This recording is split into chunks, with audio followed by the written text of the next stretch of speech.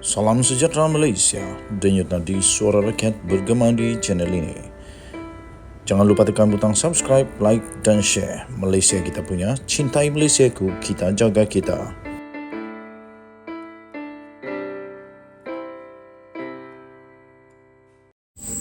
Salam sejahtera Malaysia, selamat pagi tuan-tuan dan puan-puan yang dihormati sekalian. Selamat petang, selamat malam. Tak kiralah bila anda melihat video ini sama ada pagi, petang, malam, selamat semuanya. Sebelum kita mulakan, mohon kiranya untuk anda tekan butang subscribe, like, share dan komen. Dan mohon kiranya juga anda meninggalkan jejak dengan mengomen itu ya. Dan kita mohon juga untuk anda dapat join member sekiranya anda ingin support channel ini. Terbaru ini, Perdana Menteri pula mengejutkan sekali lagi, pastinya mengejutkan ramai pihak dengan pengakuan pendedahan terbaru ini. Kenyataan terbaru daripada Perdana Menteri yang pasti akan menggegarkan Malaysia. Tender perlu diberi berdasarkan keupayaan dan prestasi syarikat saja. Itu tajuk berita yang saya sangat tertarik dan saya setuju bahawa inilah yang sepatutnya dilakukan oleh semua kerajaan di Malaysia.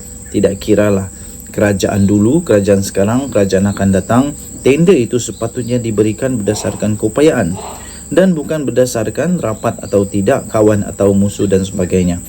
Kerana itu akan menentukan siap atau tidak projek itu dengan berkualiti. Apa pendapat anda? Sila tinggalkan komen. Perdana Menteri Datuk Seri Anwar Ibrahim menegaskan tender bagi semua projek besar perlu dianugerahkan kepada sesebuah syarikat berdasarkan kepada keupayaan dan rekod prestasi syarikat berkenaan semata-mata.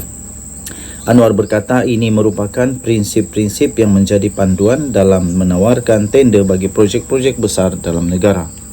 Katanya dalam mesyuarat dengan jawatan kuasa tender yang membuat keputusan berhubung projek-projek besar ini, saya memberitahu mereka bahawa nama syarikat-syarikat berkenaan tidak seharusnya didedahkan. Nama saja ia syarikat ABC.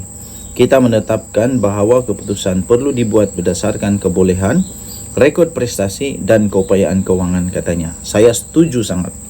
Katanya semasa berucap pada majlis makan malam bersempena dengan ulang tahun ke-50 Persatuan Pemaju Hartanah dan Perumahan Malaysia REHDA di Kuala Lumpur pada malam tadi. Anwar yang juga adalah Menteri Kewangan Malaysia sekarang ini berkata sekiranya ia melibatkan tender bagi projek-projek seperti Jana Wibawa, ia seharusnya diberikan kepada syarikat Bumiputra menerusi proses pemilihan. Namun proses itu juga perlu telus. Anwar berkata penganugerahan tender yang telus adalah penting bagi membentas rasuah dalam negara yang dilabelnya sebagai sekarang ini endemik. Rasuah adalah endemik. Sekiranya bukan sistematik dalam negara ini, perlukan keberanian dan keazaman untuk berubah, katanya. Sementara itu, Anwar berkata, isu yang membelenggu sektor perumahan dalam negara boleh diselesaikan dengan mengubah proses yang lapuk, memacu dan memudahkan prosesnya. Dia berkata, masih ada ruang untuk penambahbaikan bagi peraturan-peraturan dalam negara serta kadar kepantasan kelulusan yang diperlukan oleh pemaju. Katanya, kita telah pun berbincang dengan semua menteri besar agar majlis perbandaran di negeri-negeri dapat membantu dan menyegerakan proses-prosesnya, katanya. Turut hadir pada majlis makan malam itu adalah Menteri Pembangunan Kerajaan Tempatan Ngak Korming. Tahniah diucapkan kepada Datuk Seri Anwar Ibrahim. Inilah yang diperlukan oleh negara Malaysia supaya negara Malaysia boleh terus maju, boleh terus mengorak langkah ke depan tanpa rasuah. Rasuah benar-benar merosak negara Malaysia. Rasuah benar-benar merosak masa depan negara. Anak-anak muda harap-harap dapat menghindarkan rasuah dan kita hentikanlah rasuah ini. Kita jumpa lagi. Bye-bye. Salam sejahtera Malaysia, denyut nadi suara rakyat bergema di channel ini. Setelah sekian lama, selalu ada letak jawatan mengejutkan seluruh Malaysia. Kali ini tiba-tiba satu lagi insiden letak jawatan akhirnya menggegarkan negara Malaysia.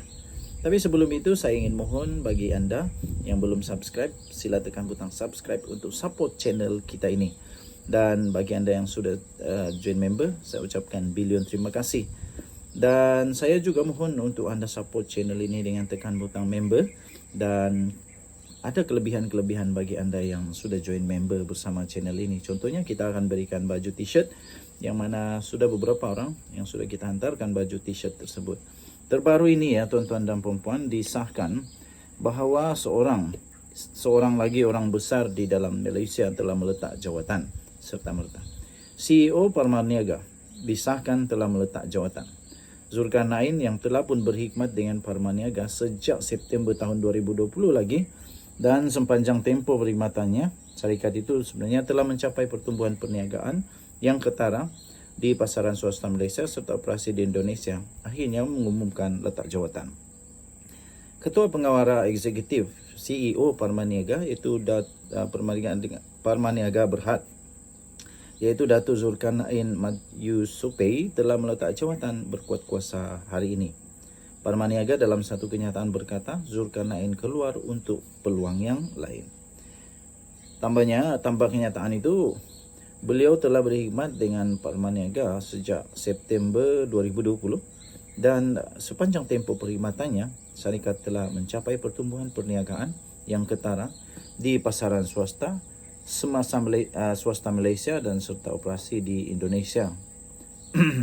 Tambah kenyataan itu lagi, Lembaga Pengarah ingin mengucapkan selamat maju jaya kepada beliau dalam usaha pada masa depan, katanya.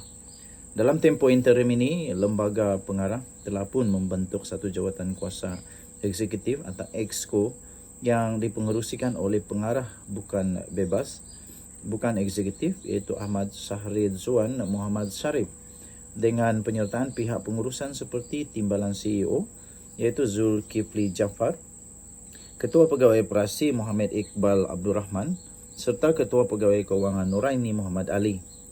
Katanya dalam kenyataan itu, EXCO akan mengambil alih tugas dan melaksanakan fungsi CEO. EXCO memberi jaminan bahawa ia adalah perniagaan seperti biasa bagi Parmaniaga dan semua aktiviti operasi perniagaan konsesi dan dengan Kementerian Kesihatan MOH dan perniagaan bukan konsesi dengan MOH, kementerian lain serta sektor swasta akan kekal utuh dan tidak terganggu, katanya. EXCO juga akan memberikan tumpuan kepada penyediaan pelan regularisasi PN17 yang akan diselia oleh pasukan petugas Lembaga Pengarah PN17 yang baru ditubuhkan dan dipengerusikan oleh pengarah bebas bukan eksekutif Parmaniaga iaitu Datuk Lim Tian Siang. Parmaniaga adalah sayap perniagaan farmaceutical untuk kumpulan Biostead Holding Berhad dan bersama-sama Lembaga Tabung Angkatan Tentera merupakan pemegang saham utama syarikat berkenaan.